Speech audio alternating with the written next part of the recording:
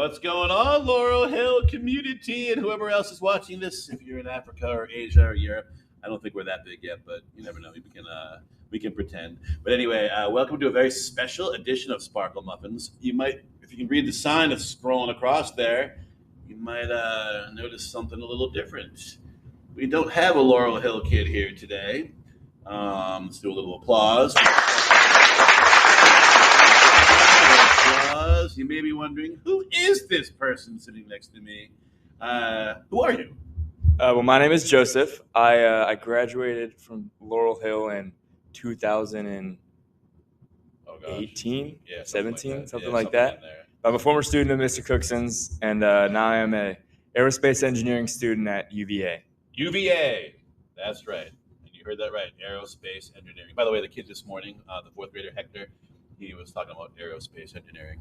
Perfect. You should do it. He's like, if you want to study rockets, it's called aerospace engineering. And I'm like, oh, yeah. Mm-hmm. Oh, yeah. So thank you for coming back to Laurel Hill. Who did you have for fifth grade? I forget. Fifth grade, I had Miss Taylor. She's not here anymore. No longer here. Do you remember fourth grade? Miss Morrison?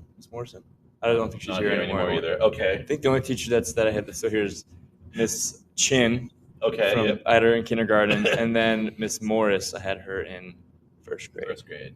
And now she's a reading teacher, and I'll bring you down to say hello to her after this. Perfect. Yay! Well, Joseph came in. He just had spring break. He's heading back to college soon, and he was so kind to come in and talk about what he's doing in regard to, life, but it's all basically revolving around science. Mm-hmm. And Joseph, this is your first time here. Here's our Sparkle Muffin mascot right here, this little spider. My wife found them on Amazon. It's an actual Sparkle Muffin spider. Sweet. From Australia. Yeah, it's a real spider. Oh, really? Yeah, they're jumping spiders in Australia. Oh, yeah. Yeah, that's what we call the podcast. Sparkle Muffins. He's our guy. Haven't come up with a cool name for him yet, but we will. I think Sparkle Muffins works.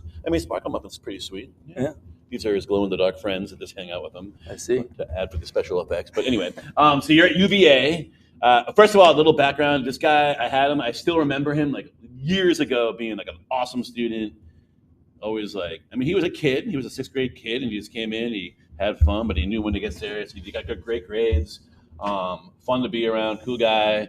And now he's here at UVA. And wait till you hear what he's doing. So we're going to do this a little differently. First of all, Joseph, I know you may not be hungry right now. You guys haven't had one of these in a long time. Let's get a muffin going. Cheers. Let's get a cheers from muffins. Yeah. Woohoo! Sparkle muffins. Mm-mm-mm. All right. Let's give a little applause for You excited about Pi Day tomorrow or no? Oh, that's tomorrow? Yeah. Sweet. I'm very excited for Pi Day. You guys want some free pie tomorrow? Get probably pizza deals out there. Go buy any pies are going to sell out pretty quick. Pie deals. Yeah. Some Costco. Deals. Go to Costco. Go to Costco, yeah. But Pi Day tomorrow, everybody. 3.14. Bring it on. Do you remember in our sixth grade class we had the Pi Day competition, and we had that one kid memorize into like 400 something digits of pi? Yeah. Yeah. He goes to VCU now. I still know him, actually. Who was that again? Who won that? Do you remember? Amish Chowdhury. Do you remember him? Oh, my gosh, yes. Yeah. I remember 400 digits. Yeah. I remember a kid a couple of years ago. It was pretty funny. She came in and she wrote down, she kept writing numbers down. And I'm like, And then she said that she was told that pi was just a bunch of random numbers. And I was like, well, you're right, honey, but they are actual, they're in an order. They're in an order, but they are random. So she just sat here for an hour just writing numbers. I'm like, oh. But, yeah, that was pretty funny. But fun day tomorrow. But anyway, he sent me a list of some things to talk about. And I was like, anything on that list you want to talk about is cool. So I guess the first question I will go into is, what are you studying? What's your major, or what are you studying right now overall? Aerospace engineering. And to a kid, what does that mean? So it's the science and how to make things that fly, essentially. So that's like planes, helicopters, rockets, drones. All the cool stuff. Everything that's in the air. Everything in the air. Very cool. And if I remember correctly from your email, you said you guys are currently trying to build a hybrid rocket. Yes. So I'm in the rocketry club at UVA, which is it's a club that essentially is making a rocket ship. So we're in a club where the club meets like 2 or 3 times a week, and we're manufacturing a rocket. We actually just had a launch last weekend. but we had a test in Utah, and our rocket went 40,000 feet in the air, which was our goal. So we did pretty well. And then I'm on the research and development team for the hybrid rocket engine. I'm gonna hit the awkward here. Not because you said anything awkward, but I get excited when we do a little rocket launcher in here and a straw goes from the floor to the ceiling. And you say 40,000 feet. It went 40,000 feet. 40,000 feet. And you guys went out to Utah and did this? Mm-hmm. Oh my goodness. But yeah, so that's a little like 5,000 feet, a mile higher than airplanes fly in the sky. So a little bit of perspective. That's a good way to look at it. Yeah. Oh my goodness. Okay, so 40,000 feet. And sorry for the question, but so the rocket went up, and where is it now? It is back on the ground. And you see, my point was you sent it up there, and it came back safely. Yes. Because not only did you have to get it up there, got to get it back without hitting someone in the head. Someone in the head. Yes. And coming back, and did it come back like fully, like no damage or anything? Or we had a little bit of damage to the struts at the bottom, but it had a parachute at the top, and all's good. All is good. How cool was? How cool was it to like go out there and to see the thing that you guys helped design go up 40,000 feet? I mean, it was awesome. I was not there because I was on spring break. But the video that I saw was awesome because I could see all my friends that were there and working on it. And yeah, it was just awesome to see that something that we had put so much effort in finally work and go 40,000 feet in the sky. 40,000 feet. And just out of curiosity, how long did it take you guys to build that? So we've been working on it since the beginning of fall semester. So from September, October, November, December, January, February, March. 7 months. 7 months of hard work. 7 months, kids. 7 months. So sometimes things that you really want to work well, it takes some time. For all of those of you out there, sometimes kids like to rush things, like they want it done like this. But 7 months. You guys have some patience, some perseverance. Did you guys mess up along the way a little bit here and there and then have to fix things? Or? Oh, yeah. Lots of trial and error. And rushing things is a great way to have stuff blow up in your face, literally. It's a perfect use of the timing for the laughter. But yes. Yeah. So those of you that get to rush things, that's when things happen. When you get things in your face. That's a good way for kids to think about it. Did I also see that, like, on the side, you are doing firefighting also? Yes. So I joined the fire department as soon as I got to UVA. Not something that I was expecting to do, but sort of just something that I fell in because I was pretty heavily involved in Boy Scouts and I was an Eagle Scout. So I wanted to find something to, give back to my community as well. And that was the fire department. So I joined and now I got all my gear and putting out fires. So have you gone to like a live fire? You've been to one? And oh my. Okay. So what was the first fire you went to? And by the way, kids, firefighting, there's so much you have to know before you go fight a fire. You can't just walk out there and jump right in and start fighting. I mean. Yes. So I'm still in Fire Academy right now. So it'll be April 26th is when I graduate. So then I'll be able to go inside fire, which I'm excited for. Inside the fire. So you've gone to actual, you've driven with them to the fires? So I do everything that's not outside. That's not inside the fire. Inside, okay. So if you ever see a fire engine shooting water from the top, I'm the one on the top of the engine shooting the water and hooking up to the hydrants and throwing the ladders. Do you remember what the first one you ever did was? Like where you were? It was actually a dumpster fire, literally. Okay. It was at about 3 a.m, and someone threw a cigarette butt in a trash can. Caught all the trash cans on fire. For that one.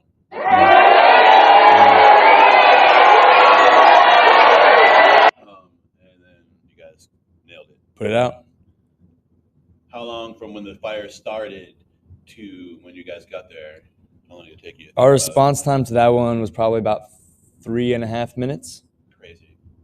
Yeah.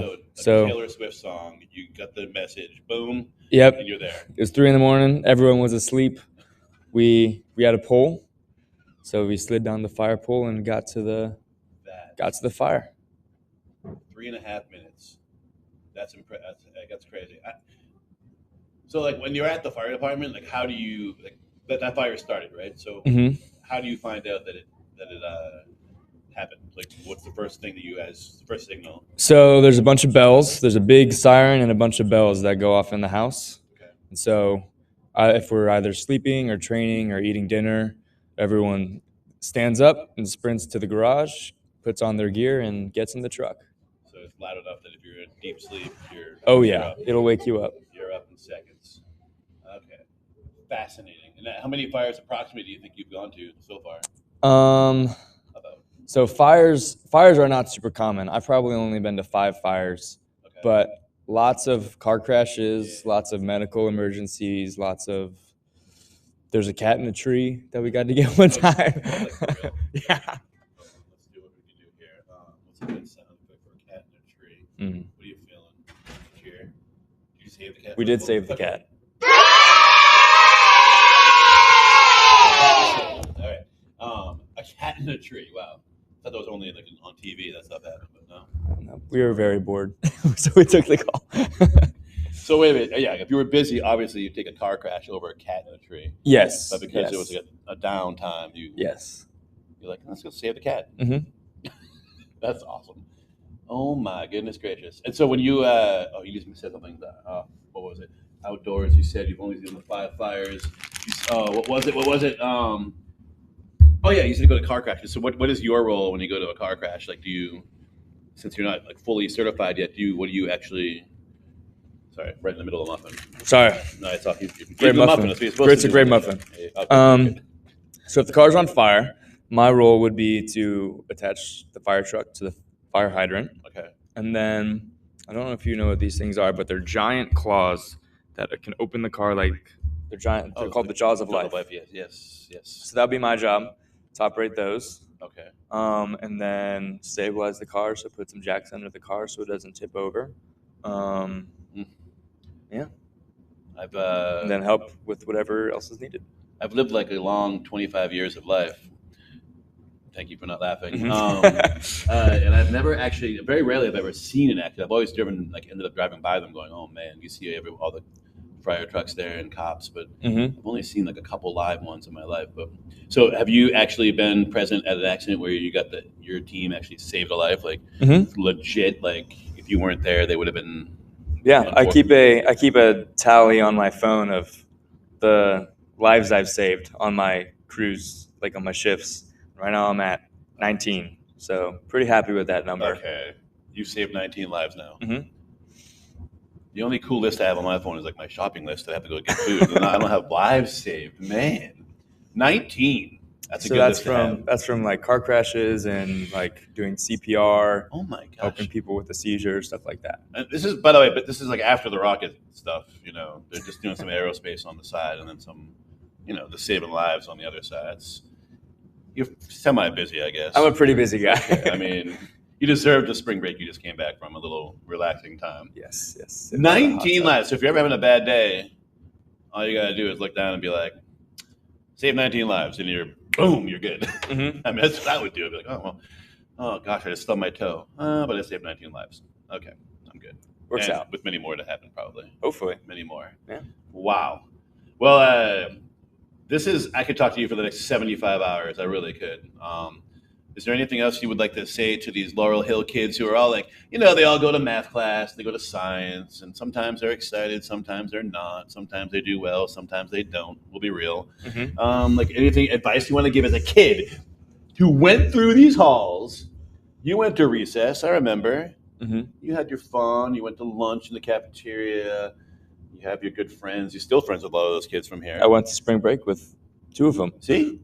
The friends you're making right now, the same ones you might be hanging out with. Any advice you can give these kids, like in regard to how to get to the point where you're at, where you're doing something you love and making a difference in the world? Like, what's a couple pieces of advice you can give them? So my main piece of advice would be like whenever, at least this is what my thought process was when I was in like elementary school, middle school, and high school. I was like, when am I ever going to need to learn how to do this math in the day-to-day life? And a lot of the times you don't have to, except like in my case, engineering. You use most of the math. But even if you're not going in engineering, math is super important to learn and understand just because of the way that it teaches your brain to think very methodically and very like A, then B, then C, and figure out relationships and all of that stuff. It trains your brain how to do that very efficiently. That's brilliant. You could take that and bring it to anything. You want to be a fashion designer, you have to have like a step process, you know? Of course, yeah. You want to be an athlete, you better have a process, or you're not going to make it very far. You want to be anything, a doctor. You think do you think doctors have to have a method to what they're doing? Oh, of course, yeah. You're doing surgery. I mean, you do one thing before the other thing, you might have some trouble. Yeah, it's just teaching you problem solving. That's really all it is. That's awesome. Yeah, that's a great way to look at it. Because you might not need to use pi. Like, you might not be finding circumference of something. You know, if you have a job like a doctor, might not be finding circumference. They might be finding circumference during surgery. They might have to make cuts or whatever that involves pi. But yeah, I love that problem solving. Any last piece of advice you can think of? I love that problem solving though. I mean, let's see. That's genius. That's good. So I guess maybe I'll ask you this: if you could go back in 6th grade, if I shrunk you down right now and secretly planted you into like elementary school, and you were like, but you are who you are now. Okay. Like, you're really mature and you know what's going on in the world. What would you say to a kid? Like, what's something you would like wish that you could do different, or like what would you tell a kid like in class if they weren't listening or something? I would say that everything you learn here will be applicable to something later. Okay, that's perfect. Because you really wouldn't say that. Like, if you were a 6th grader, you would be like, do you know that everything, like, 6th graders don't talk like that. But I know what you're saying. So everything you learn here at some point will eventually lead to like whatever you're dreaming of doing. Everything builds off itself. Exactly. So if you want to understand some complicated stuff later to do aerospace engineering or history or science or anything, everything builds off of what you're learning right now. Awesome. Ever since like kindergarten, all the little building blocks. Every year you get a little bit more advanced until you get to do the stuff you really want to do. Fantastic. Well, for those of you that are watching this, this guy was here a few years ago, graduated from South County. I was at UVA, slacking off, doing, aerospace and saving lives. I mean, I wish you could do something else with your life here, but I guess that's enough for now. I try my best. Is there anything else? Can you save like the climate, and can you save the oceans while you're at it too, or maybe help some animals get out of not becoming extinct? Can you do that too? Maybe, probably do something with that. This guy, for real, he's like a model kid here. He's still going crazy strong. He's on break here. He came in on a Thursday afternoon, the day before Pie Day. He's so excited about pie. He can't stop thinking about pie. I love pie. And he came back just to chill out and talk about science a little bit. So I can't even tell you how much I appreciate you coming in, because every kid watching this just benefited. So you can make a new list. Like, you should make a Sparkle Muffin list on your phone. Okay. Like, how many kids do I think I reached? And if you ever get like a comment on Sparkle Muffins, whatever. But any final thoughts? Oh, you know what? Can I do something fun with you? Of course. Just for a second, and then I'll let you go. Oh, yeah. Just gotta change your voice. You gotta do the voice changer. Tell us where you were an hour ago. 1 hour ago, my car broke, so I was fixing my car. You're also fixing cars in your spare time. Yeah. What were you doing last night at 8:30 p.m.? Last night at 8:30. I was at South County watching the lacrosse game because my little brother watches Crazy Cross. Very cool. And one more. What will you be doing tonight at 7:41 p.m.? Tonight at 7:41 p.m. I will be playing card games with my grandma. That's pretty well rounded. He went from building a rocket that went off in Utah to saving 19 lives to going to a lacrosse game, and tonight he's playing cards with your grandmother, you said? Mm-hmm. Grandmother and cousins. What card game is the game of choice? Ooh, probably go with hearts. Oh, one of my favorites. Or spades. Have you ever run them? Oh, yeah, all the time. Oh, I love it. I love it when you get a hand you can run. We could do a hearts episode another time, because that's a whole other topic. Oh, yeah. It's a great game. That's a great game. But all right, Joseph, thank you very much. Give a little wave to Sparkle Muffin. All right. Hope the muffins were good for you. Of course. And everybody watching, you just get like 20 minutes of awesomeness. You're welcome. I'll see you later. Have a great day. Bye-bye. Thank you for having me. Bye. Oh, a cheer for you too. Another one.